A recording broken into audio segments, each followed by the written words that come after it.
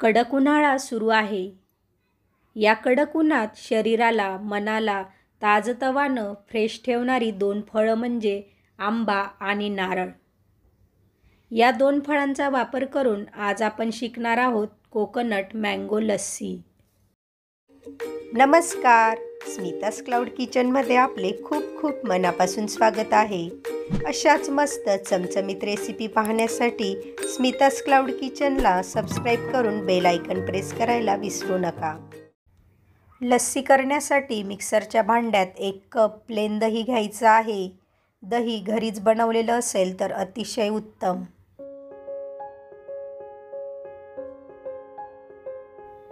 त्याच कपाच्या मापाने 1 कप ओल्या नारळाचं दूध घ्यायचं आहे. अर्ध्यापेक्षा थोड्या कमी नारळापासून मी हे दूध बनवून घेतलेलं आहे. एका पिकलेल्या आंब्याचे साल काढून छोटे छोटे तुकडे मी इथे करून घेतलेले आहेत.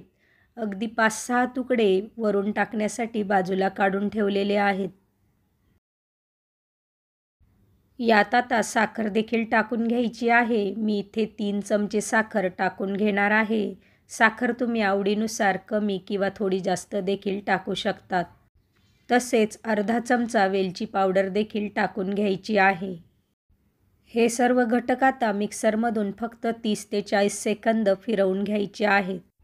अगदी टेस्टी, जिभेवर चव रेंगाळत राहील अशी कोकोनट मँगो लस्सी इथे तयार आहे. ग्लासमध्ये सर्व करून घ्यायची आहे. कन्सिस्टन्सी देखील अगदी परफेक्ट आलेली आहे, तुम्ही इथे बघू शकतात.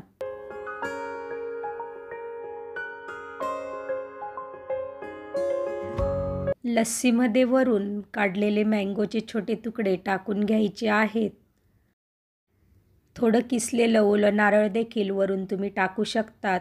हे पूर्णपणे ऑप्शनल आहे, पण टाकलं तर अतिशय छानही दिसतं आणि चव देखील छान लागते. थोडे क्रश ड्रायफ्रूट्स देखील वरून टाकून घ्यायचे आहेत. अगदी झटपट कोकोनट मँगो लस्सी इथे पिण्यासाठी रेडी आहे.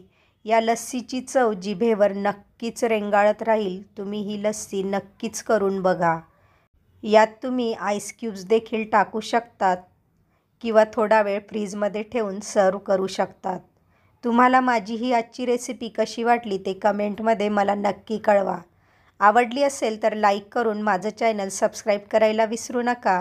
पुन्हा भेटूया पुढच्या व्हिडिओमध्ये. तोपर्यंत तब्येतीची काळजी घेऊन मस्त खात राहा.